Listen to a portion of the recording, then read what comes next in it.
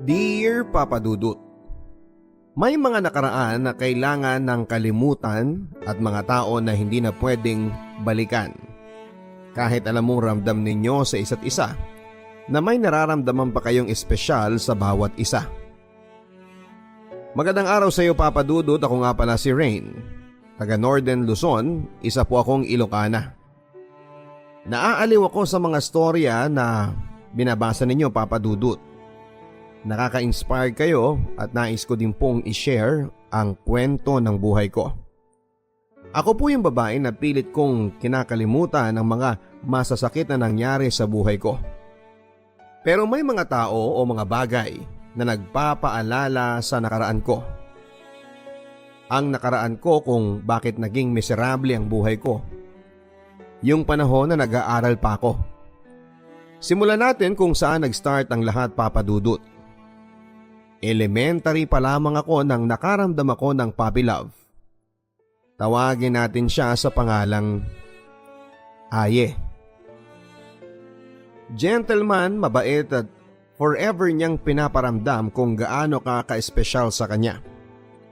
Grade 4 kami noong magkaklase kaming dalawa, medyo weird nga eh. Type ko talaga sa isang tao yung mukhang inosente at tahimik. Pero ako, mabunganga at laking palengke kasi ako Papa Dudut. In short, ako ang unang nagkagusto sa kanya. Pero dahil bata pa kami ay crush lang hanggang doon lang yon. Pero biglang naisama ako sa grupo ng mga kaibigan at pati siya ay naisama. Doon kami nagkakilanlan. Gwapo siya Papa Dudut, ang cute ng ngiti. Maganda ang kanyang mga mata, lumiliit kapag ngumingiti. Pero syempre, pabebe pa tayo noon. Strikto kasi ang parents ko, Papa Dudut. Isang pulis ang daddy ko at isang housewife naman ang mama ko. Bungera ang mama ko kaya takot ako doon. So heto na nga Papa Dudut, kasagsaga ng Meteor Garden noon dahil bata pa kami. Nagpretend kaming sila ang F4 at ako si Shanchay. Si Aye ang Daumense at si Ramel ang Watchile. Papa Dudut, to cut the story short, naging kami ni Aye dahil din sa tukso nila. Bagay daw kami dahil pareho daw kaming maganda at gwapo. May masasabi naman po akong ganda. Matangkad po ako, may magandang katawan hanggang sa grade 6 na kami ay still kami pa rin ni Aye. Sweet siya Papa Dudut lalo na noong nagkasakit ako. Hindi ko na kasi siya classmate that time, nasa second section ako at nasa third section naman siya. Noong nalaman niyang may sakit ako pero dahil sa gusto kong pumasok at makita si Aye araw-araw, dahil maganda lagi ang araw ko kapag nakikita ko ang smile niya, pumasok ako kahit may sakit. Nalaman niya, nag-excuse siya sa teacher namin sabay-sabing, "Ma'am, ibibigay ko lang po ito kay Rain." Naghiyawan ang mga classmate ko Papa Dudut. Binigyan ako ng royal biscuit at gamot Papa Dudut. Nag-blush ako noon sa sobrang kilig. Ramdam ko talaga na mahal ako ni Aye. Pero wala talagang perpektong relasyon. Away bati pa rin kami dahil nagsiselo siya kay Ramil. Close daw kami, mas close daw kami ni Ramil kesa daw sa kanya. Pero wala sa isip ko talaga yon. Hindi ko akalain na pati closeness ko kay Ramil ay issue kay Aye. Magkakaibigan kami ni Aye, si Ramil. Ang hindi ko pala alam ay may lihim na pagtingin sa akin si Ramil. Varsity kami pareho noong elementary sa volleyball. Nagkasama kami sa isang lugar dahil area meet. Kami lang ang magkakilala or close, so kami ang madalas na magkasama. Iniigib niya ako ng pampaligo ko dahil baryo pa kasi yung pinuntahan naming mga player. Kasalanan ko din naman kasi Papa Dudut. Nahulog ako sa kindness ni Ramil. Nagkaroon kami ng MU habang nasa ibang lugar kami. Pero sabi ko pagbalik natin sa school ay balik magkaibigan ulit tayo. Pero hindi naman siya nagsalita. Nasa school na kami nang nakasalubong ko si Ramil at Aye. Sinabayan nila akong pumasok sa school. At hinatid sa room, naiilang ako kasi nasa gitna ako ng dalawang lalaki na mahalaga sa akin. Walang nagsasalita, basta naglalakad lang kami. Papa Dudut, mahal na mahal ko na si Aye noon at espesyal na kaibigan ko naman si Ramil. Isang araw bigla na lang kaming nagkalabuan ni Aye dahil akala niya kami ni Ramil. Dahil po sa closeness namin ni Ramil. Bago kami makagraduate ng elementary ay naghiwalay kami dahil sa maling akala niya. Hindi kami naging mag-on ni Ramil kahit anong pilit kong i-explain ay hindi naman ako pinakinggan ni Aye. I am too young to feel the pain. Sobrang sakit Papa Dudut, naghiwalay kami dahil akala niya kami ni Ramil. Hindi ko alam kung paano mag-move on. Halos gabi-gabi akong umiiyak at nagtatanong, bakit? Ano ang nangyari? Bakit kasalanan ko? Bakit gano'n na lang at bigla-bigla na lang siyang bumitaw? High school Papa Dudut, here we are. Schoolmate ko pa rin si Aye Papa Dudut. Nakikita ko pa siya sa school, ganun pa rin siya at walang pinagbago. Guwapings pa rin siya. May mga naging kaibigan ako sa room namin at yon ay sina Joey, Maymay at si Jam. Sila ang mga kaibigan kong masasabi kong totoo talaga, hanggang sa ngayon ay mga kaibigan ko pa rin sila at hindi nakakalimot. Si John na kaibigan ko ay type si Aye Papa Dudut. Nalaman niya na ex at first boyfriend ko siya. Nag-ask siya sa akin ng favor kung pwede raw ba na tulungan ko siya na ilakad kay Aye.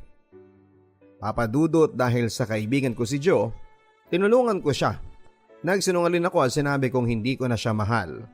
At baliwala na sa akin lahat ng nakaraan namin ni Aye. Kinausap ko si Aye na kung pwede ligawan niya ang best friend ko.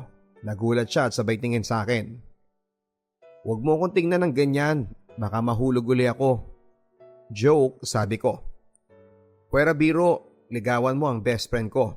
Type ka niya, huwag mo akong biguin Aye. Napilit ang ngiti ko. Pero siya ay nakatingin lang at umiiling. Umalis na ako kaagad at baka may makita siyang luha sa mata ko na ayaw kong makita ng mga tao na umiiyak ako. One day, bigla ako nilapitan ni Joe. Nakangiti at masayang masaya. Ang sabi niya, Rain, nililigawan ako ni Aye na sobrang ngiti niya. At ako naman syempre hindi ko pinahalatang nasasaktan ako. Masaya ako sa kanya Papa Dudut. Mahal ko si Aye pero mahalaga sa akin ang kaibigan ko. Nalaman ko na lamang na sila na Papa Dudut. I was pretending that I am okay in front of them. Pero noong mag-isa na ako at nakauwi na sa bahay ay sobrang iyak ko. Sobrang sakit pala Papa Dudut. Kaya noon ay nag-decide na ako mag-entertain ng ibang lalaki sa buhay ko. At doon ko naman nakilala si Angelo. Mga nasa 18 years old siya and I was 14. Dahil sa sobrang gusto kong mag-move on at makalimon sa sakit, sinagot ko si Angelo na hindi ko nalalaman ng background niya. Isang gabi ay pumunta siya sa bahay at timing na walang tao sa bahay. Ako lang ang nandon, pumunta siya at pinilit niyang gawin ang ginagawa ng mag-asawa. Hindi ako pumayag Papa Dudut kasi takot ako.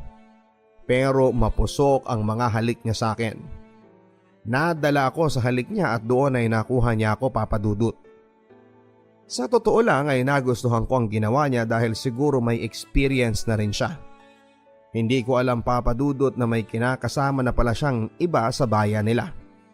Kinuha niya lang ang pagkababae ko at umalis na siya at hindi na nagparamdam. Nalaman ng mama at daddy ko na may pinapunta akong boyfriend sa bahay namin. Galit na galit sila sa akin. Second year na ako nang sinabi nilang ilalayo nila ako sa lugar namin. Dadalhin daw nila ako sa Maynila sa mga tito at tita ko. Wala akong magawa noon kundi ang umiyak na lamang at buti na lang at hindi ako nabuntis ng mokong na yon. Kaya tuloy pa rin ang buhay kong bilang dalaga. Isang gabi ay bigla akong kinausap si Aye at sinabi kong pwede ba tayong mag-usap? Magkita tayo sa park kung pupwede. Nag-reply siya, o sige mamayang gabi magkita tayo.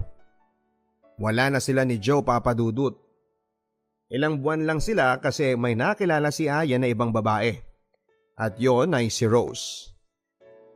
Nagkita nga kami Papa Dudut, nag-usap at sinabi kong pupwedeng balikan niya na ako bago magkaroon ng movie na One More Chance na pelikula ni Bea Alonzo at John Lloyd. Nasabi ko na kay Aye na ako na lang. balikan na lang niya ako. Nagmakaawa ako sa kanya pero may iba na siyang mahal at yun ay si Rose.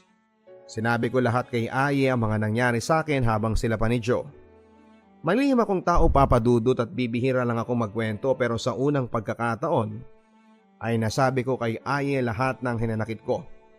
Dahil siguro nga dahil din sa kanya. Dahil sa pagmamahal ko sa kanya.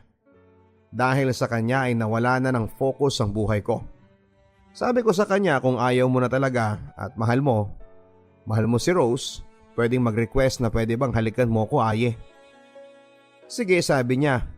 Hinalikan niya ako, Papa Dudut, yun nga lang ay smack lang. Ang sabi ko sa kanya ay hindi ganyan ang gusto ko. Ano? Sabi niya. Heto. Ang ginawa ko, Papa Dudut, ay hinalikan ko siya ng maalab. Virgin pa ang lips niya. Wala pa siyang karanasan. Ilang minuto rin yun, Papa Dudut, at yun, tinigil ko na. Ang sabi ko sa kanya ay salamat. May babaunin na ako papunta ng Maynila. Doon na ako mag-aaral at lalayo na ako sa lugar kung saan ay nasaktan ako ng todo. Napatulo na noon ang luha ko. Pero pinipilit ko pa rin nakangiti. Nanlaki ang mga mata niya sa ginawa ko at sinabi niya. Gulat na gulat siya at ang sabi niya ako daw ang first kiss niya. At ganun pa daw. Dahil nga sa pilya ko ay natawa na lamang ako. Bigla niyang hinawakan ang kamay ko nang paalis na ako at bigla niyang hinila paharap sa kanya. At niyakap niya ako, Papa Dudut. Ang sarap ng feelings na ganon, Papa Dudut. Sinabi ko sa isipan ko na sana ay hindi na matapos ang gabi na ito. Naluha na lamang ako at sabay sabi niyang mag-iingat ka rin. Tumango na lamang ako at kumalas na ako sa pagkakayakap niya sa akin at tumalikod sa kanya. At naglakad palayo sa kanya na naluluha na. Sinabi ko sa isipan ko na hindi man lang niya ako pinigilan. Tumingin ako sa langit, ngumiti at sabay sabing mahal talaga niya si Rose. Nagpunta kami sa Maynila, Papa Dudut, pero ilang linggo lang kami doon at biglang nagkaroon ng alitan ng mama ko at ng tita ko kaya isinama na ako pauwi ng Luzon. Napangiti na lamang ako at sabay sabing salamat, Panginoon. Pasukan na ng third year, buti na lamang at nakahabol pa ako sa enrollment. Madami ang nagulat at bakit daw bumalik ako, so sinabi ko ang lahat. Magkaklase pa rin kami nila Jam, Maymay at si Joe. Varsity pa rin ako ng volleyball sa school namin. Doon ko na lang tinuon ang buhay ko nang makilala ko si Det, isang lesbian, Papa Dudut. Nanligaw sa akin dahil sa pilya ko. Sinagot ko naman siya at hindi ko akalain na seryoso si Det. May best friend akong lesbian at yon ay si Maymay. Pero hindi siya ganong kabrutal katulad ni Det. Nasabi kong brutal kasi masakit siyang magsalita at nananakit pa siya. I have no choice, gumamit ako ng ibang lalaki para mag-pretend na boyfriend. At yun naman ay si Jepoy. Ayaw akong pakawalan ni Det, Papa Dudut. Sinasaktan pa ako ng buwisit na yon dahil sa selos na walang kwenta. So ginamit ko si Jepoy. Si Jepoy po pala ay classmate ko noong third year. Mabait naman siya noong nakilala ko siya. Pumayag siya sa setup namin tuwing hapon ay sabay kaming umuwi. Ihatid niya ako sa malapit sa bahay namin, kasama yon sa plano, para hindi na ako guluhin pa ni Det. Pero one time nag-absent si Jepoy. Kinausap ko ang mga kaibigan ko na si Maymay, si Joe at si Jam na kung pwede ay sabay-sabay kaming umuwi. Usually naman talaga ay ginagawa namin yon. Nakaabang pala sa daanan si Det para kausapin ako at hinila niya ako, Papa Dudut. Nanlaban ako. Madami akong kalmot sa kamay, buti na lamang ay to the rescue ang mga kaibigan ko. Lalo na si Maymay na lesbian din. Nagsuntukan yung dalawa, sayang nga lang at hindi nakatama ang best friend ko. Pero kitang kita ko ang mga tatlo kong kaibigan na sobrang prenotektahan ako. Mabuti na lamang at dumaan yung advisor ko at tumigil si Det sa paghabol sa amin. Pero kinabukasan ay nag-guidance kaming lahat. Kinausap ako ng guidance na kung pwede ay labas sa mga kaibigan ko dito at huwag ipatawag ang parents nila. Tinulungan lang po nila akong protektahan labang kay Det. Mabuti na lamang at pumayag sila na huwag isama ang mga kaibigan ko sa issue namin sa guidance. Pinatawag ko ang daddy ko Active police pa siya noon at hindi ko sinabi kay mama, kay daddy ko lang kasi papadudot kayang sabihin yon. Daddy's girl kasi ako at malayo ang loob ko kay mama. Nagkasundo kami ni Det na titigilan na niya ako at wag na wag nang manggugulo sa buhay ko. At dahil sa pulis ang daddy ko ay tinakot niya si Det. So ayun na nga po, okay na ang sitwasyon ko. Malaya na ako nang biglang nagsalita si Jepoy sa harap ko. Ang sabi niya, simula mamayang uwian, ako na maghahatid sa'yo. Sorry at wala ako sa tabi mo nung inabangan ka ng tomboy na yon. Ngumiti na lamang ako. Hindi nagtagal, papadudot ay naging mag-on kami ni Jepoy. Sabi nga ni Maymay ay okay yan tol, pagbaguhin mo siya. Kilala kasi si Jepoy na siga-siga sa campus namin. May grupo siya at nung naging kami nga ay sinama-sama na niya ako sa tambayan nila. Nakita ko si Aye doon papadudot, nagkatinginan lang kami pero umiwas na ako ng tingin kasi andun si Jepoy. May inuman sila at nasa harapan ko si Aye. Umiiwas ako ng tingin sa kanya kasi parang yung mga mata niya ay parang nagtatanong kung bakit. Siguro dahil hindi siya makapaniwala na kami na ni Jepoy. Hindi po kasi kagwapuhan si Jepoy dahil siguro protektado ako kapag si Jepoy ang nasa tabi ko. 4th year na kami, still kami pa rin ni Jepoy. Away-bati kami pero that time ay sobra ko siyang mahal papadudot. Halos siya na ang mundo ko. Hindi ko na pinakinggan ang best friend ko at magulang ko dahil sa sobrang mahal ko siya noon.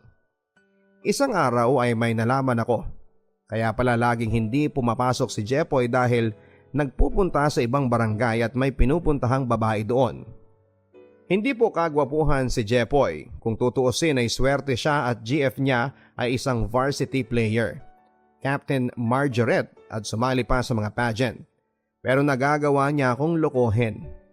Ako nang nag-adjust para makasabay sa mga hilig niya. Pero nagagawa niya pa rin akong lokohin. Yung time na nalaman ko yon, aksidente kaming nagkita ni Aye sa palengke. Yun ang araw na birthday niya, naalala ko kaya sabi ko ay happy birthday Aye. Na nakasmile. Pero kilala niya ako na hindi ako okay. Gusto mo join ka mamayang gabi? May konting handaan sa resort, andun yung ibang tropa. Nawala ang ngiti ko noon at sinabi kong baka nandun si Jepoy at wag na lang. Gumiti siya at sinabi niyang wag kang mag-alala. Wala siya at hindi ko siya in-invite. Konti lang tayo. Gumiti ako at sabay-sabing sige. Sunduin na lang kita mamayang gabi ha, sabi niya. Oo naman, sabi ko. Nasa resort na kami, kukonti nga lang talaga, pero merong bagong mukha. Isang lalaki at isang bakla. Yung bakla pala ang sumagot sa inuman ni Aye at pagkain. Yung lalaki naman taga-resort, kaibigan ni Nando na kaibigan namin ni Aye. Tinamaan na ako noon ng alak at nagyuyungoso na rin ako dahil sa lintik na pag-ibig na yan. Natuto ako sa mga barkadang babae ni Jepoy. Pinipigilan ako ni Aye na magyosi pero binaliwala ko lang. Naiiyak na ako dahil sa panloloko ni Jepoy sa akin. Hindi ko talaga matanggap na niloloko ako ng mokong na yon. Kahit ganon ang itsura noon ay minahal ko yon. Ang sabi ni Nando ay hayaan mo na lang Aye. Diyan mo na lang ibuhos ang problema. Nang tinamaan na ako ng alak, napahiga ako sa bench dahil sa hilo. Nang isang guy na friend ni Nando ang nasa tabi ko na parang may binabalak na halikan ako. Nakapikit ang mata ko pero gising papadudot ang diwa ko at bukas ang tenga ko. Narinig ko si Aye na nagsalita na wag mong pakialaman yan pre. Lumayo ka sa kanya. Bigla akong bumangon at bigla akong napatingin kay Aye at sa bakla. Ngumiti ako at umiling sabay inom ng alak. Kasi yung bakla nasa tabi ni Aye ay sweet sa kanya.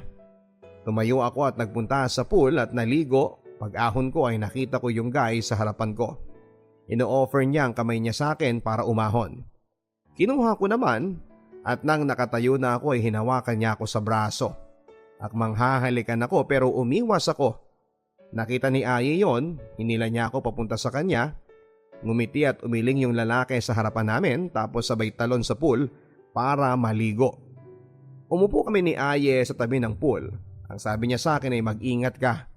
Paano na lamang pag wala ako dito? Asa na si Inang? Yung baklang tinutukoy ko. Umalis na siya. Bakit siya umalis? Gusto nang umuwi eh. Bakit hindi ka kasama? Sabi ko. Hindi kita pwedeng iwan dito. Napayuko na lamang ako at umiiyak. Kung ano man yang pinagdadaanan mo, nandito lang ako, Rain, ang sabi ni Aye.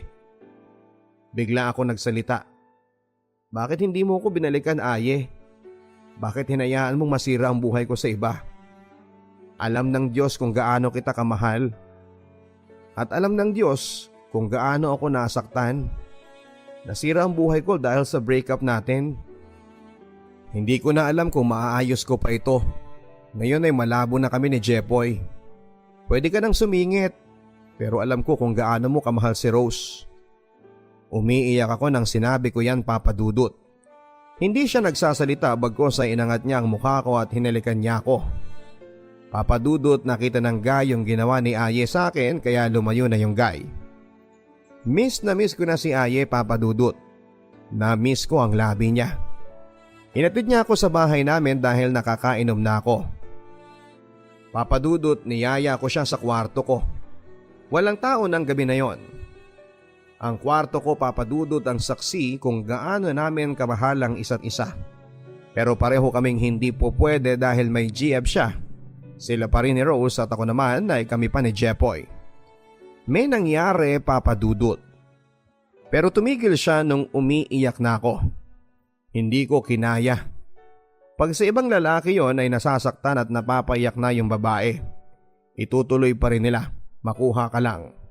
Pero si Aye, Papa Dudut, ay iba siya. Tinigilan niya at niyakap ako sabay-sabing sorry, Rain. Sorry, hindi na mauulit yung nangyari. Nagising na lamang ako na wala na siya sa tabi ko, umalis na pala siya na hindi ko namamalayan. Hindi pa rin nawawala ang pagmamahal ko sa kanya, Papa Dudut. Bigla siyang nag-text. Ang sabi ay, "Good morning, Rain, kumusta ang pakiramdam mo?" Napasmile kaagad ako. Nag-reply ako at ang sabi ko ay, "Sorry kagabi, ang tinutukoy ko ay yung hindi naging success sa akin." At reply niya, "Wala yon. Ayaw ko kasing nakikita kitang umiiyak kaya niyakap na lang kita." Nalaman ni Jepoy ang pag-iinom ko at nalaman din niya na nakasama ko si Aye. Ang sabi ni Jepoy, "Patas na tayo, nakaganti ka na." Bigla ay hindi nagparamdam si Aye sa akin, Papa Dudut. Nalaman ko na lamang na sobra siyang nalulong kay Rose at kahit pag-aaral niya ay pinabayaan na niya. Malapit na kaming graduate ng high school nang nalaman ng daddy ko na may boyfriend ako at nalaman ng daddy ko kung anong klaseng lalaki si Jepoy. Sinabi ng daddy ko na layuan ko na raw si Jepoy kung ayaw kong may mangyaring hindi maganda sa kanya. Kilala ko si daddy, Papa Dudut. Hindi siya madalas magsalita pero pag time na nagsalita at seryoso na ang usapan ay tumatahimik ang lahat ng tao sa bahay. Pilit kaming pinaghiwalay pero matigas ang ulo namin. Nang isang araw ay hindi ako umuwi ng maaga. Nasa tambayan lang kami ni Jepoy sa kainan malapit sa school nang sinabi niyang, "Huwag ka nang umuwi." Biglang pumasok sa isipan ko na sige, sasama ako. Total ay galit ang mga tao sa akin sa bahay. Pagdating namin sa bahay nila, nandun ang magulang niya at ang mama ko at bigla kong nakaramdam na may tao sa likod ko. Ang daddy ko. Ang sabi ni daddy ay umuwi na tayo, Rain. Ayaw ko. Mahal ko po si Jepoy. Bigla akong nasampal ng daddy ko at ang mama ko naman ay nahimatay sa harapan ko dahil sa pagsampal sa akin ng daddy ko. "Mama, uuwi na ako, sasama na ako." "Ma, gising ka na," sabi ko. Sumama nga ako, Papa Dudut, at nakauwi na kami sa bahay. "Sinayang mo ang mga plano ko sa iyo, Rain. Madami akong plano sa iyo. Ibinigay ko ang lahat para hindi mo maramdaman na anak ka sa labas. Pantay-pantay ang turing ko sa inyo ni Ate Lotlot mo at ng kapatid mo. Bakit ka nagre-rebelde ng ganyan?" Seryosong sabi ng daddy ko. Papa Dudut, iyak lang ako ng iyak. Nagkulong ako sa kwarto ko at hindi ako pumasok ng ilang araw. Naaawa ako sa itsura ng daddy ko at first time kong makitang ganon ng daddy ko. Isang araw ng Sabado ay nagpunta kami ng mama ko sa syudad para samahan siya. Nakasakay kami sa jeep nang makita ko ang batchmate ko na nabalitaan namin na maagang nabuntis. Second year high school pa lamang kami noon nung nabuntis at tumigil siya sa pag-aaral. Kawawang-kawawa ang mukha niya at pananamit niya. Sobrang payat at may dalawang maliit na bata siyang kasama, umiiyak at may pasa sa mukha. Pumasok sa isipan ko. Ganyan ba ang gusto mong buhay pag maaga kang mag-asawa, Rain? Bigla akong napapikit at naluha ng patago at sinabi ko sa sarili ko na ayaw ko na at aayusin ko ang buhay ko. Nag-decide akong kalimutan ang dating Rain, Papa Dudut. Iniwan ko si Jepoy para sa naghihintay na kinabukasan ko. Hindi tinanggap ni Jepoy na wala kami. Nang blackmail pa siya, Papa Dudut. Ang sabi niya ay ikakalat daw niya ang sex scandal namin kapag hindi ko siya binalikan. Ang sinabi ko ay sige, gawin mo. Total ay sira na ang buhay ko nung pumasok ka sa buhay ko. Malakas ang loob ko noon, Papa Dudut, kasi sa aming dalawa ako lang ang may sipi na di camera. Kaya imposibleng may video siya. Kaya kinausap ko ang daddy ko na kung pwedeng mag-boarding house ako kapag magka-college na ako para makalayo ako sa bayan namin para mabilis akong makalimot sa nakaraan ko. Here we go na. First day ng college, Papa Dudut. Nag-decide akong talikuran ang mga nakaraan ko. Kalimutan ang dating Rain. I'm lucky cause wala akong kakilala sa room namin sa course na kinuha ko. Iba't ibang lugar sila galing, mukhang sumang-ayon ang Panginoon sa akin sa desisyon ko. Nakalimutan ko na ang lahat ng nakaraan ko. At sa kagustuhan ko talagang makalimot ay hindi ako umuwi sa bayan namin. Nag-boarding house talaga ako malapit sa school para makalimutan ang nakaraan ko at magsimula ng panibagong buhay. Sa major ko, ako lang ang nag-iisang taga sa amin, as in zero. Wala kang kakilala. Mabuti na lamang at mabait sila Marlene, si Alon, Lina at si Sis. Sila ang una ko naging kaibigan sa college at nang madagdagan at nang nakabuo kami ng grupo, walang organization na involved, Papa Dudut, just a simple group na kasama sa kalokohan, sa saya, pag vacant subject ay pumupunta kami sa ilog o sa bahay ng kaibigan namin. Doon ko nakilala si Jazz. Nanligaw siya, Papa Dudut. Pero nagdadalawang isip ako, kaya ko na bang pumasok sa bagong pakikipagrelasyon? Sabihin na natin ideal man si Jazz. Tall, dark and handsome siya.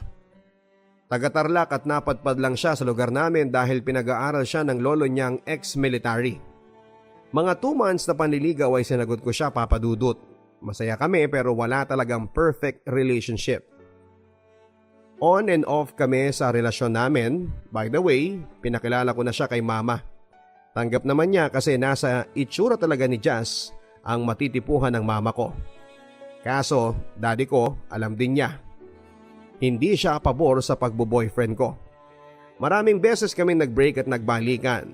One time yung nag-break kami kasi sa isip ko, tama na at pagod na ako. Ayaw ko na at sobrang mahal ko siya, kaso ay feel kong hindi na siya masaya sa akin. Ayaw ko namang ipagpilitan ang sarili ko kaya halos araw-araw akong umiiyak at lumalaban. Pero natauhan ako at ang sabi ko ay tama na.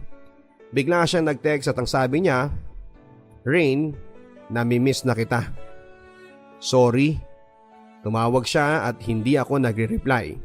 Sinagot ko ang tawag niya at ang sabi ko naman, ano na naman ito, Jazz? Pwede ba tama na, ayoko na? Sobra na ako nasasaktan at pinatay ko na. Tumawag muli siya at sinagot ko na naman. Ang sabi niya, huwag ka munang magsalita. Pwede patapusin mo muna ako.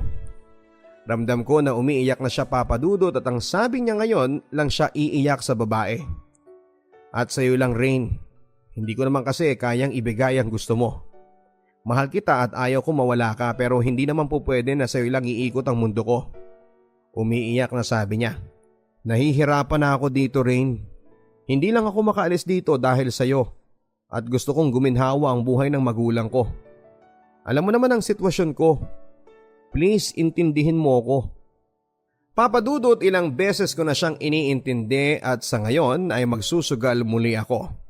Tinanggap kong muli si Jazz sa buhay ko. Nag-text ako kay daddy ko at sinabi kong kami na muli ni Jazz. Ang sagot naman niya, itigil ko na dahil mukhang ako na ang naghahabol. Ang sagot ko ay last na last chance na ito. Huli na pag hindi nag-workout, ayaw ko na. May nangyayari sa amin ni Jazz, Papa Dudut, kaya siguro ay sobra ko siyang mahal. Idagdag mo pa na tanggap siya ng mga magulang ko. Pero dahil siguro sa madalas naming pag-aaway, nakakapagod at nakakasawa na rin ang away bate. Nag-decide kami ni Jazz na mag-cool off muna kami. Pareho namin gusto yon, pero may isang araw naririnig ko na nililigawan niya yung bagong classmate namin. Third year college na kami noon, cool off pa din kami ni Jazz that time. Na biglang nalilink daw si Jazz sa bago naming classmate na kinakairita at kinakainis ko. Bigla akong kinausap si Jazz at ang sabi ko, kung manliligaw ka ay wag naman sa classmate natin. Classmate mo ko at nasasaktan din ako.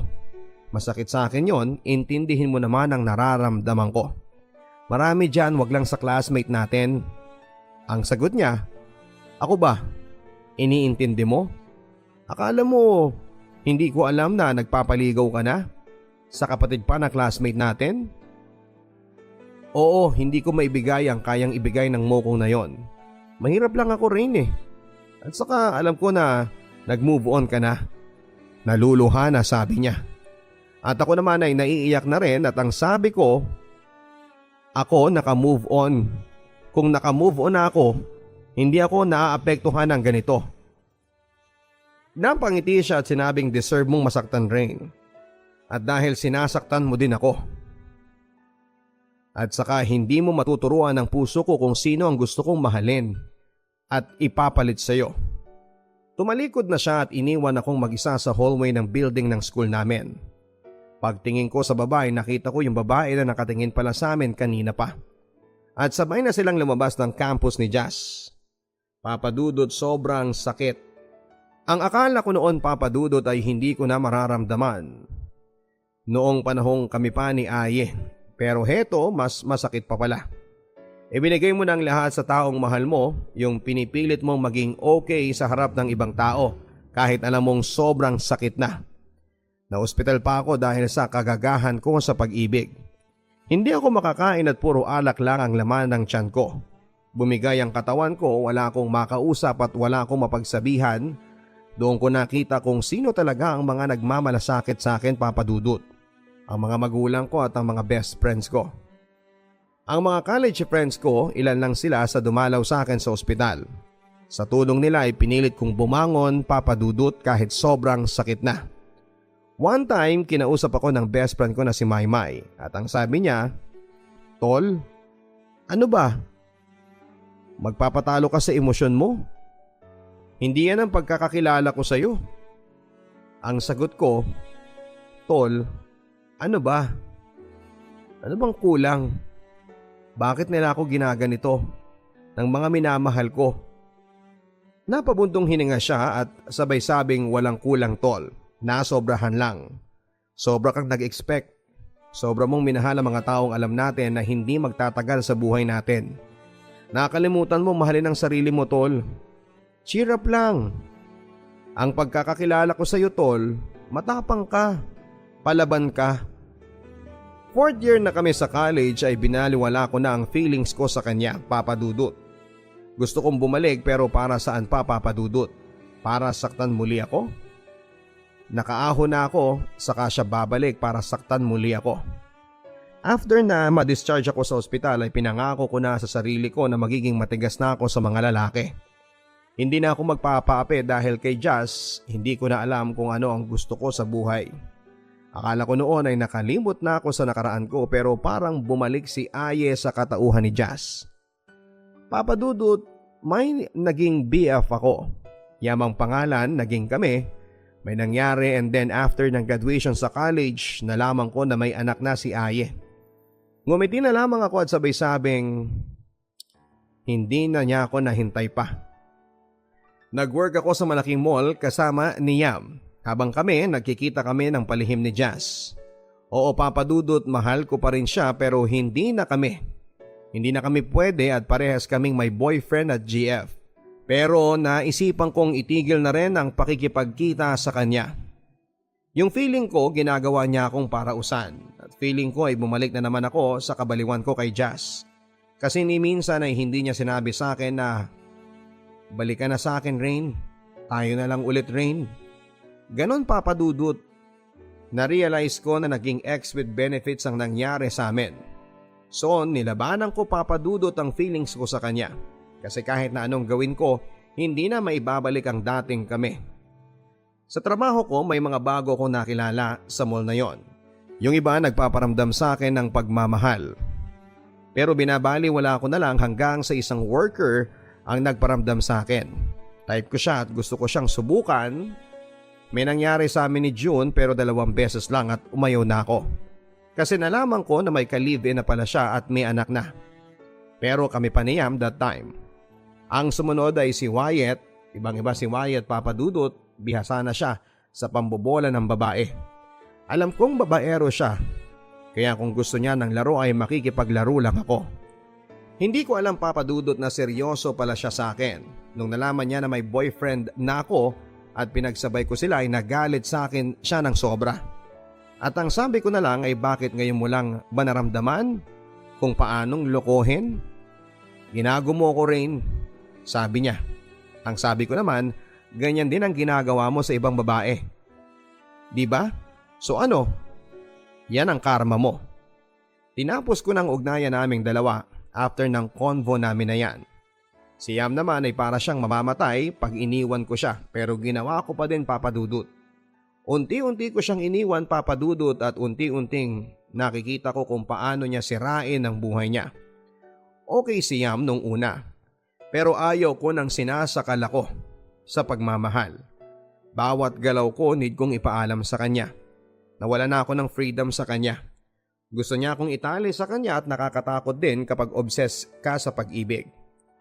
Iniwan ko siya na wala akong iba. Gusto ko lang i-enjoy ang pagiging single ko at itinigil ko na rin ang mga ugnayan ko kay June at kay Wyatt. Gusto ko lang maging malaya na hindi tanggap ni Yam. Kasama ko ang mga katrabaho ko na nanonood ng basketball ng mga dicer namin. After work ay diretso na kami sa court. Tinapos ko na nga ang ugnayan ko kay Yam. 1 buwan ang nakakalipas nang biglang narinig ko ang motor ni Yam malapit sa amin sa court. Hinila niya ako at ang sabi ay mag-uusap tayo. Ihahatid na kita, pero umiwas ako sa pagkakahawak niya. At sinabi kong, ano ba, nasasaktan na ako? Ano bang ginagawa mo dito? Sinusundan mo ba ako? Tapos na tayo, hindi ba? Tanggapin mo na lang yon at ayoko na. Nang biglang nagdilim ang paningin niya at nasampal niya ako. Napatigil ang mga dicer na naglalaro at lumapit sa amin. Iyak ako ng iyak sa ginawa sa akin ni Yam. Nakaganti ka na? Sabi ko sa kanya. Lumapit na ang mga dicer at gusto nang sugurin ang ex-boyfriend ko. Hinihintay lang nila na sabihin ko. Ang sabi ko ay wag na. Aalis na siya. At hindi na magpapakita. Matapang na sabi ko habang naluluha ako. Sorry siya ng sorry at hawakan niya ako nang sinabi kong huwag mo kong hawakan. Ang mga taong nanakit sa akin ay patay na para sa akin. Umalis ka na, sigaw ko. Taon din akong walang boyfriend, Papa Dudut. Hindi na ako nag-commit sa iba, pinagpahinga ko ng puso ko sa love life. Siguro dahil takot ako, Papa Dudut, yung ginawa ni Yam na pagsampal sa akin ay iniisip ko na lang na karma ko yon at deserve ko yon dahil sa ginawa ko sa kanya. At yun na rin ang daan para tuluyan na kaming magkahiwalay. Nang minsan, nagaya ng inuman si Bless, co-worker ko sa mall. It's time to enjoy, be. Saan tayo pupunta? Ang sabi ko. May nag-aayang inuman, taga-meat section sila. Tawagin daw kita, be, para lumabas naman daw tayo. Nakangiting sabi niya. Ikaw talaga? Sige, be, sabi ko. Nakilala ko ang mga taga-meat section. Actually, that time, ang hawak kong category sa supermarket ay food. 2 section yung mga ready-to-eat products. Isa kaming CA sa SM Supermarket. Kaya ginagalang kami ng mga dicer doon. Balik tayo sa inuman, nakilala ko sila, mga masasayahin na dicer na nakilala ko at naging malapit sa akin si JD. Kaibigan niyang matalik si LC. Mga hindi nila tunay na pangalan. Si JD nagsimula na magparamdam ng pagtingin sa akin. Pero hindi pa talaga ako ready sa commitment kaya simula pa lang ay busted na siya. Pero makulit siya. Sabi niya ay maghihintay daw siya hanggang sa ready na ako. Naulit nang naulit ang inuman namin, Papa Dudut. Isang gabi nagiinuman kami nang biglang napansin ko na parang may tumititig sa akin. Yun pala ay si LC. Si LC, Papa Dudut, ay gwapo, matangos ang ilong, payat nga lang ng konti. Nung napansin ko na tumititig siya ay doon na ako humanga sa kagwapuhan niya. Sa isip ko matagal ko na itong nakakasama sa inuman, pero ngayon ko lang napansin na gwapo pala ito. Nagtitigan kami na ipinapahiwatig na may gusto ako sa kanya at pati rin siya. Nang matapos na ang inuman, magsisiuwian na kami. Mga boys namin ay may kanya-kanyang motor. Dati kay JD ako sumasakay pero sa gabing yon ay kay Elsie ako sumakay. Nagulat si JD at binaliwala lang ng ibang kasama namin ang pagsakay ko. At ihahatid niya na ako, naamoy ko na mabango ang kulong niya. Malakas ang dating sa akin ng mababangong lalaki. Ako ang unang nagsalita at ang sabi ko, bakit ganon ang tingin mo sa akin kanina?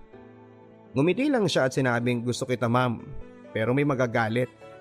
Sino naman ang sabi ko? Si best friend ma'am, si JD. Hindi ko naman boyfriend yon at hindi ko siya pinayagan na manligaw. Ngumiti lang siya. Ilang linggo ang nakalipas, hindi namin mapigilan ang nararamdaman namin at ang sabi ko ay ready na siguro akong mag-commit sa kanya. Pero siya itong takot na baka mag-away sila ni JD. Hindi nagtagal, nalaman ni JD na pinopormahan na ako ng best friend niya. Dumating na yung kinakatakutan ko, Papa Dudut, na sira na ang pagkakaibigan nila. One time, closing ako at sila ay opening. Pauwi na ako ng boarding house ko nang nakita ko silang dalawa na naghihintay sa akin. Hindi ako sumakay sa mga motor nila, bagkos ay naglakad ako pauwi ng boarding house. Pero sila nasa likod ko lang na sumusunod. Pagdating namin sa harap ng boarding house namin, huminto ako at kinausap ko sila. Ang sabi ko kung masisira lang ang pagkakaibigan yung dalawa, ako na lang ang lalayo sa inyo. Nakatingin ako kay Elsie habang sinasabi ko yan. Si JD ang nagsalita. Hindi ba Elsie, matagal mo nang alam na gusto ko si Ma'am Rain? Bakit tinatalo mo pa ako? At ang sabi ko naman hindi kita pinayagang manligaw. Sabi ko hindi pa ako handa. Nakatingin pa rin ako kay Elsie na naghihintay kung ipaglalaban niya yung feelings niya sa akin. Pero nanatiling tahimik lamang siya. Nang wala akong marinig kay Elsie ay nagsalita muli ako. Okay, umalis na kayo. Ayaw kong masira kayong dalawa. Kalimutan niyo na lang ang lahat ng ito. Noon ay biglang nagsalita si Elsie at ang sabi niya, Ma'am Rain, subukan mong mahalin si JD. Kalimutan mo na lang ang mga sinabi ko sa iyo. Nagulat ako, Papa Dudut. Tatalikuran ako at kakalimutan niya ang feelings niya sa akin para sa kaibigan niya. Bigla akong naluha sa harap nila at sinabi kong umalis na kayo. Kalimutan niyo na ako. Pumasok na ako ng boarding house na umiiyak. Umalis na rin sila. Pag alis nila ay bigla akong tinext si Elsie at ang sabi ko, sigurado ka na ba? Bakit hindi mo ako ipaglaban? Isasakripisyo mo ang pagmamahal mo sa akin para sa best friend mo? Nakaakyat na ako sa kwarto ko nang biglang nag-text si Elsie at ang sabi niya, labas ka dito. Nandito ako sa harap ng boarding house nyo. Lumabas ako, Papa Dudut, andun siya at naghihintay at nag-usap kami. Ang sabi niya, bakit kasi ikaw pa rin? Bakit kasi ikaw pang nagustuhan niya? At bakit sa isang babae kami nagkagusto? Ikaw ang gusto ko, Elsie, ang sabi ko.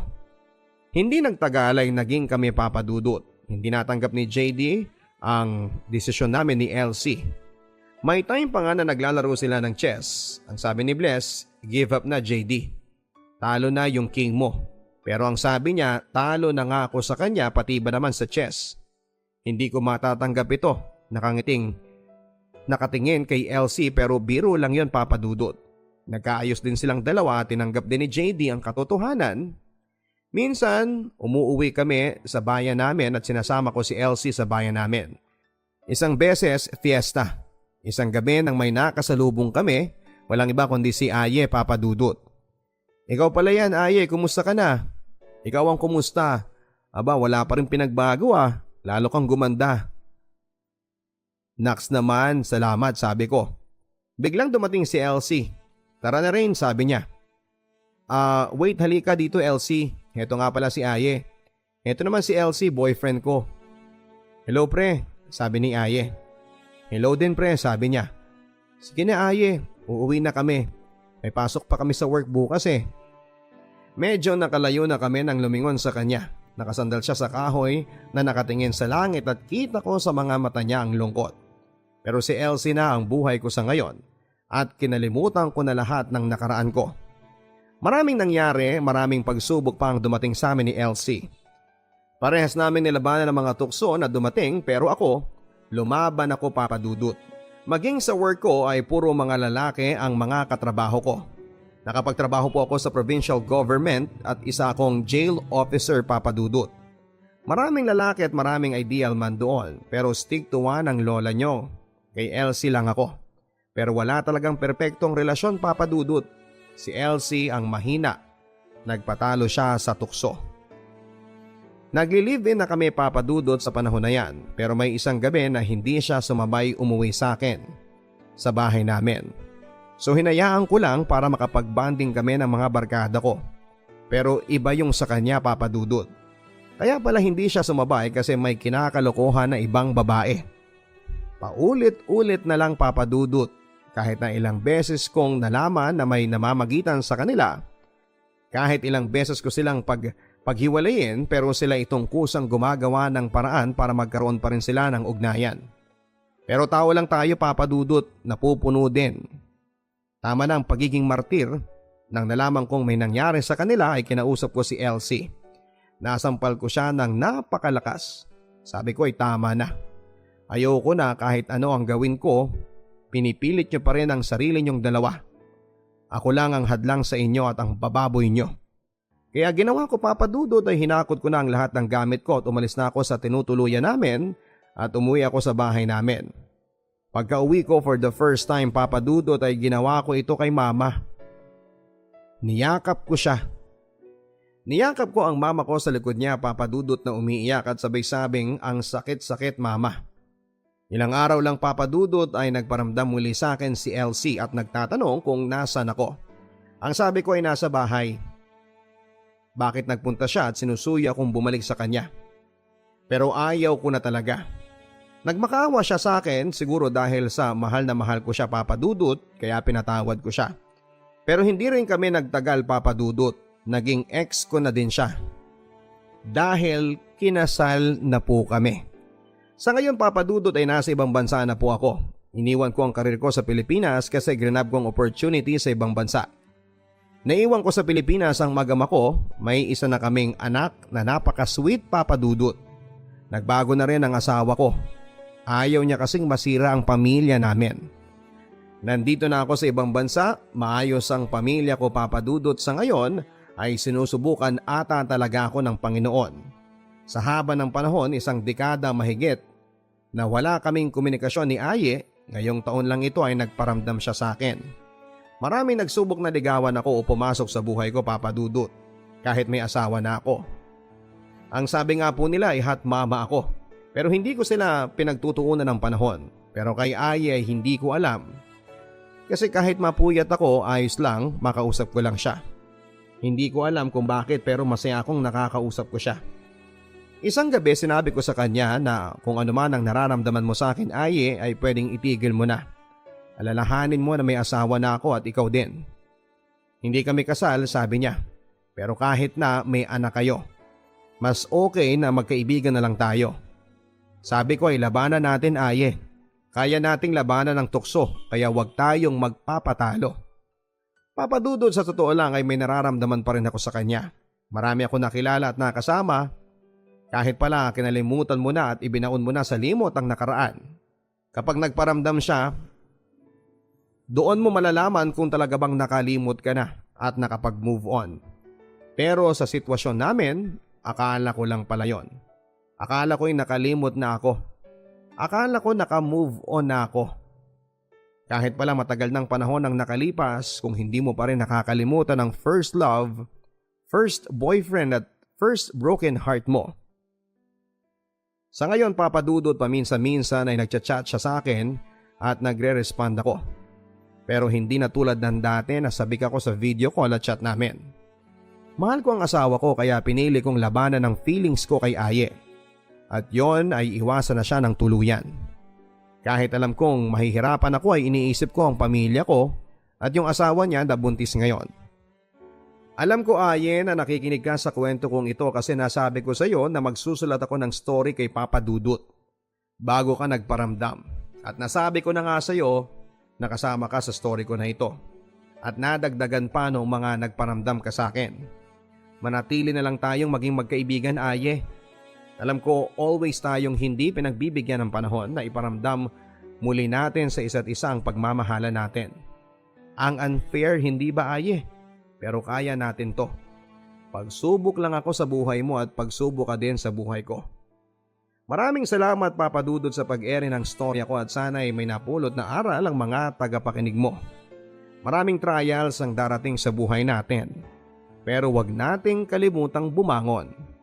Sabi nga nila, keep moving forward. I-update ko nga pala kayo sa mga ex ko. Si Angelo po pala nakakulong ngayon dahil sa illegal na droga. Si Jepoy nag-asawa na rin pero balita ko ay sinasaktan niya ang asawa niya. Lasinggero, mabisyo pa rin. Si Dedet naman po, ayon, lesbian pa rin. Si Jazz naman still single at hindi ko alam kung ano talaga ang balak niya sa buhay niya. Si Yam naman may bagong GF. Humihingi ng advice ang GF niya kung ganun daw ba talaga si Yam. Hindi pa rin nagbabago si Yam. Still gusto niya kontrolado niya ang GF niya. Si Joe naman ay nasa Taiwan na. Nagpaparamdam pero dinededma ko na lamang. Kasi pareho kaming may asawa na. At ngayon yung asawa ko, Papa Dudut, swerte ako sa kanya. Kasi nakikita kong responsableng daddy siya sa anak ko. At good husband kahit malayo ako sa kanya. Naisip ko kung hindi ko inayos ang buhay ko noon. At kung mahinang babae ako baka hindi ako naka-achieve ng mga pangarap ko. Sa determinasyon naming mag-asawa na umangat ay may sarili na po kaming bahay. Munting negosyo at may binubukid na rin na nakasangla sa amin. Next year ay uuwi na ako kung hindi lang may pandemic ay nasa Pilipinas na nga ako kasama ang mag-ama ko. Maraming salamat, Papa Dudut, and more power to your program. Lubos na gumagalang, Rain. Dear Papa Dudut, magandang araw po sa inyong lahat. Itago nyo na labang po ako sa pangalang Isa. Nagsimula po ang lahat nung ako ay 4 na taong gulang pa lamang. Nag-aaral na ako ng nursery noong mga panahon na yon, Papa Dudut. Dahil parehong nagtatrabaho ang mga magulang ko ay puro pinsang ko lang ang madalas kong nakakasama ng panahon na yon. Lahat ng gusto at ipag-utos nila ay sinusunod ko dahil sa takot ko na maiwan na mag-isa sa aming bahay. Isang araw ay nagbilin si Papa sa akin. Wag na wag mong bubuksan ang kwarto natin. Dapat ay hayaan mo itong nakalak. Mabilis na oo naman ang sagot ko. Habang naglalaro kami ng mga pinsan ko sa loob ng aming bahay ay inutusan nila akong buksan ang pintuan ng kwarto namin. Hindi ako pumayag dahil kabilin-bilin ni Papa na huwag na wag itong bubuksan. Dahil dito ay nagalit ang isa kong pinsan at niyaya nang umuwi ang kapatid niya. Naiwan ako mag-isa, takot na takot ako. Ang tumatakbo lang sa isipan ko ng mga oras na yon ay ito. Kung yung mga pinsan ko, iniwan ako dahil lang sa hindi ko nasunod ang gusto nila, paano pa kaya ang ibang tao? Nang magkaayos kami ng mga pinsan ko ay palagi ko na lang silang sinusunod sa takot na iwan ulit nila ako. Noong nag-5 taon ako ay pinilit ko sina Papa na mag-grade 1 na kaagad ako. Sa umpisa ay ayaw ng mga teacher pero napapayag din sila ni Papa. Sa umaga ay nasa paaralan ako at kapag hapon naman ay naglalaro kami ng mga pinsan ko. Madalas, Papa Dudut, naming laruin ang football, running at paminsan-minsan ay bahay-bahayan. Sila ang nagturo sa akin ng mga larong yon kaya lahat ng ipapagawa nila ay tama para sa akin. Hindi ko alam na hindi pala ganon ang tama at normal sa paglalaro ng bahay-bahayan. Tuwing yon ang laro ay ako ang nagiging nanay kahit na mas matanda ang 2 kong pinsan. Dahil ang kuya nila ang tatay at hindi daw pwede na magkapatid ang magiging nanay at ang tatay. Pumayag ako dahil sa paliwanag nilang yon, Papa Dudut. Tuwing sasabihin ni Kuya Mart na kunwari ay buntis ako, ay pinapahiga niya ako. Kinukumutan ang buong katawan ko mula ulo hanggang sa paa at pinapatungan niya ako. Idinitikit niya ang kanyang harap sa aking harapan dahil ganon daw talaga yon. Okay lang sa akin dahil hindi ko naman alam na ganon ang tunay na ginagawa ng totoong mag-asawa. Ang kaibahan lang ay nakadamit kaming pareho. Pero kahit nakadamit kami ay ramdam ko ang kanyang ibaba. Nagpatuloy ang ganon sa tuwing yon ng laro namin hanggang sa mag-7 taon na ako.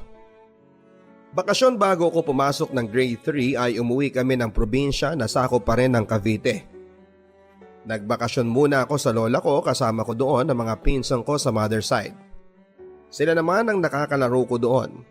Isang araw ay nagpunta ang lola ko sa bahay ng tita namin. Medyo malayo ng kaunti sa bahay ng lola ko. Bago siya umalis ay nagbilin siya na matulog kami sa tanghali. At dahil hindi naman ako sanay na natutulog sa tanghali, ay nagkunwari na lamang ako na natutulog. Nagulat ako sa mga sumunod na nangyari. Ang pinsan ko na si Ate Lynn, bigla na lamang niya akong hinalikan sa labi. Hindi ako nakapalag sa sobrang gulat ko at dahil na rin sa nagpapanggap akong natutulog ng mga oras na yon. Pero hindi lang yon ang ginawa niya dahil habang hinahalikan niya ako, ay iginapang pa niya ang kanyang kamay. Nung una ay sa likurang bahagi lang ng aking katawan hanggang sa iginala niya ito at inilipat sa aking harapan. Hindi ako makagalaw. Mabuti na lamang at biglang dumating ang lola ko. Kumatok siya ng kumatok dahil nilak ng pinsan ko ang pintuan. Hindi siya pinagbuksan ng pinsan ko dahil inaayos pa niya ang aking pagkakahiga at ang kanyang sarili. Galit na galit ang lola ko nang nabuksan ng pinsan ko ang pintuan ng bahay. Dali-dali niya itong pinalo at pati ako ay nadamay dahil nagtutulog-tulugan lang daw ako. Napalo na niya ako bago sinabi ng pinsan ko na totoong tulog ako. Itinuloy ko na lamang ang pagtutulog-tulugan ko dahil natatakot akong magsumbong. Dahil kapag nagsumbong ako ay baka mawalan ako ng kalaro dahil siguradong magagalit ang pinsan ko sa akin. Hindi yon ang huling beses na ginawa niya yon dahil naulit pa yon ang naulit. Tuwing gabi dahil magkatabi kami sa higaan ay paulit-ulit niya itong ginagawa. Hindi na rin ako nakapagsumbong kina Papa dahil ayoko masira siya sa amin. Itinago ko yon hanggang sa makabalik kami sa amin. Noong bumalik ako sa amin ay yung mga pinsan ko ulit sa father side naman ang nakasama ko. Naulit na naman ang ginawa ng pinsan ko sa tuwing nagbabahay-bahayan ng laro namin. Hanggang sa lumipat sila ng bahay na malayo na sa amin. Bahagya akong natuwa dahil matitigil na rin ang ginagawa ni Kuya Mart sa akin. Pero medyo nalungkot din ako dahil naiwan ako na mag-isa. Simula noon ay hindi na ako masyadong lumalabas pa ng bahay. Madalas ay nasa kwarto na lamang ako. At dahil din sa mga nangyari ay masasabi kong medyo nagbago ako. Hindi na ako nagsusuot ng duster at ang kinakatwiran ko kay mama ay maliit na sa akin ang mga duster ko. Medyo nagkikilos lalaki din ako. Boyish kumbaga. Hayaan na kung anong iisipin ng iba basta alam ko naman na babae talaga ako. Ginawa ko yon dahil lang nasa isipan ko lang ay pagkatapos ng mga nangyari ay kung yung mga pinsan ko nga ay ginawa sa akin ng ganon, paano pang ibang tao? Mas maganda nang magkilos lalaki ako, Papa Dudut, at mapagkamalang tomboy kesa naman paulit-ulit na abusuhin. Makalipas ang higit 1 taon ay nagbalik ang mga pinsan ko sa katabing bahay namin. Sina Kuya Mart, mabuti na lamang at medyo malaki na rin sila kaya hindi na daw bagay ang larong bahay-bahayan. Kaya ang nilalaro na lang namin ay puro takbuhan sa ilalim ng sikat ng araw. Kahit na palagi akong pinapagalitan nila mama dahil mangingitim daw ako. Hindi naman sa pagmamayabang pero sobrang puti ko kasi noong mga panahon na yon. Wala akong pakialam kahit pagalitan nila ako kesa naman bumalik yung ginagawa sa akin ng pinsan ko. Mas gusto ko pang mangitim kesa mababoy ulit. Hanggang sa makagraduate ako ng elementarya. Hindi na ako masyadong nakakalaro dahil maghapon na ang pasok namin sa high school. Doon ay nakahanap ako ng mga bagong kaibigan. Yung iba ay kinakaibigan lang ako dahil kapag may hinihingi sila ay ibinibigay ko. Basta ba may maibibigay ako. Noong matapos ang first year ay hindi na ako nagbakasyon sa lola ko at tumulong na lamang sa pagtitinda sa palengke sa tiyahin ng papa ko. Sa palengke ako sa umaga at naglalaro ako sa hapon kasama ng mga pinsang ko. Noong mag second year ako ay natigil ako sa pagtulong sa tiyahin ng papa ko dahil gusto ni papa na mag-focus na ako sa pag-aaral. Pero kahit nagbakasyon na ay hindi na rin muna ako bumalik sa palengke para tumulong.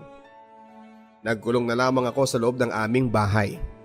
Natuto na rin ako mabuhay nang wala ang mga pinsan ko. Mas okay na yon para hindi ko maalala ang mga nakaraan. Ang mga ginawa sa akin ng mga pinsan ko. Medyo nakatulong yon dahil hindi ko na masyadong naaalala ang mga ginawa nila. Iniisip ko kasi na mga bata pa kami noon at marahil ay hindi rin nila lubusang nalalaman o naiintindihan ang mga ginagawa nila. Mali ako dahil isang araw ay bigla akong pinagtripan ng isa kong pinsan, ang kapatid ni Kuya Mart. Si Jay. Sinabi niya na isusumbong niya ako kina Papa dahil sa ginawa namin ng kuya niya noon. Mali ako dahil alam pala nila ang ginagawa nila at ako lamang ang hindi nakakaalam na masama yon. Masakit isipin na sarili kong mga pinsan ang gumawa sa akin ng ganon, na hanggang sa paglaki ko ay pinagsisisihan kong natakot ako mag-isa noong mga panahon na yon. At hindi ko man lamang sila naisumbong kina mama at kay papa. Noong nakatapos ako ng high school ay doon ako sa lugar ng lola ko nag-college. Malayo sa kabihasnan dahil bundok yung lugar na yon. Doon ay may mga nakilala pa akong ibang tao. Yung isa ay ibinigay pa ang number ko sa pinsan niya noong minsang nagbakasyon siya sa probinsya nila. Hanggang sa maging kami ng pinsan niya. Si Kim. Mabait siya pero hindi siya nag-aaral dahil kapos sila sa pangmatrikula. Ipinagpaalam ko naman yon kina mama pero hanggang text at tawag lamang kami dahil masyadong malayo ang probinsya nila. Kung ako ay nasa Luzon, siya naman ay nasa Visayas kaya imposibleng magkita kami ng madalas tulad ng ibang magnobyo. Pero okay lang sa amin yon. At dahil malayo ako sa aming bahay ay na-homesick ako kaya tinapos ko na lamang ang isang taon at nag-transfer na lamang ako sa malapit sa amin. Sa paglipat ko ay madami pa ako nakilala. Iba't ibang tao, iba't ibang mga ugali. Hanggang sa si Kim ay lumuwas ng Laguna upang magtrabaho. Pero yun din ang simula ng aming hindi pagkakaunawaan. Hanggang sa mauwi na sa hiwalayan. Yung pinsan niya na nagbigay ng number ko sa kanya si Sander ay ginamit ko para sana gantihan at saktan ng ex kong si Kim. Pero hindi nagtagal ay natutunan ko na rin siyang mahalin hanggang sa isang araw ay nagkita kami sa dati kong school at nooy kasalukuyan niyang school. Doon ay hiningi niya ang isang bagay na hindi dapat ibinibigay ng isang babae sa hindi naman niya asawa. At dahil curious ako noong mga panahon na yon ay pumayag ako at ibinigay ko ang dapat na iniingatan ko sa pag-aakalang totoong mahal niya ako.